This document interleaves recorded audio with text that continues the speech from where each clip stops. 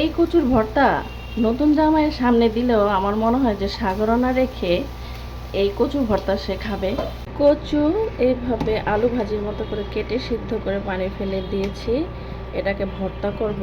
আর ভর্তা করার জন্য সরষে, রসুন, পেঁয়াজ আর হচ্ছে কাঁচামরিচ এগুলো এখন ব্লেন্ড করব মিহি করে। করার পরে এটাকে আমি ব্লেন্ড করে নেব মিহি করে। কচুর এই বাগারের ভর্তাটা তৈরি করতে একটু তেল বেশি লাগে, এই জন্য একটু তেল বেশি করে দিয়েছি। এখন পেঁয়াজটা হালকা করে ভেজে নেব।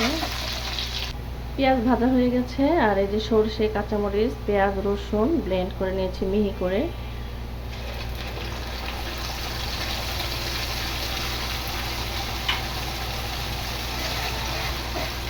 এটা একটু ভাজা ভাজা করব। এইটা ভাজা ভাজা হতে একটুখানি আদা রসুনের পেস্টও দিয়ে দিব সাথে। সামান্য একটু হলুদের গুঁড়া দিব।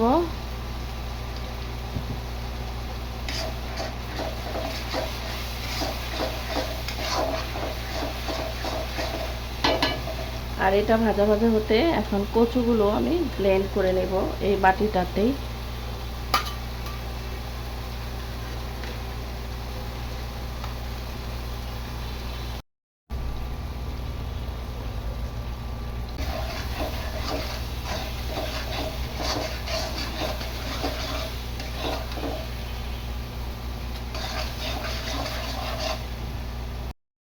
এই যে কচুগুলো আমার ব্লেন্ড করা হয়ে গেছে, এটাও ভাজা হয়ে গেছে। এখন দিয়ে দিব। এইভাবে সবগুলো কচু ব্লেন্ড করে একসাথে ভেজে নেব।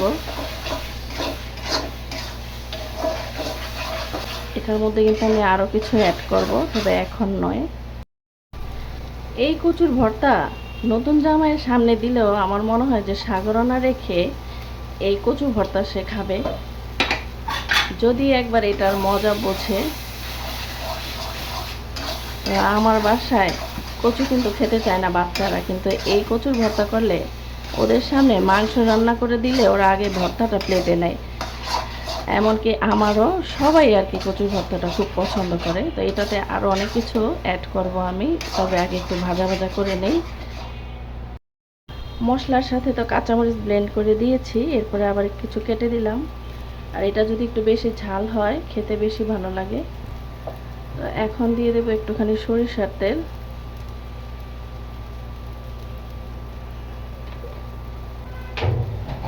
মানে সরিষার তেলের ঘ্রাণে এটার টেস্ট যে কতখানি বাড়বে কি আর বলবো।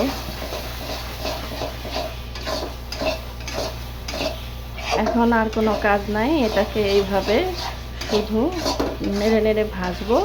যত ভাজবো তত ঘ্রাণ বের হবে, তত স্বাদ বাড়বে। আর গলাও ধরবে না, ভাজা ভাজা করে রান্না করলে একটুও গলা ধরে না।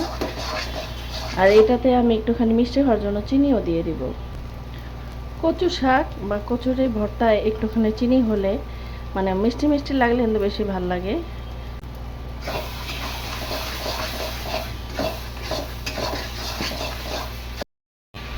তো আমার কচুর ভর্তাটা কিন্তু ভাজা ভাজা হয়ে গেছে, কালারও চেঞ্জ হয়ে গেছে। এইটা খেতে এত মজা, আর ঘ্রাণই চেঞ্জ হয়ে গেছে। মানে অসাধারণ মজার একটা ভর্তা।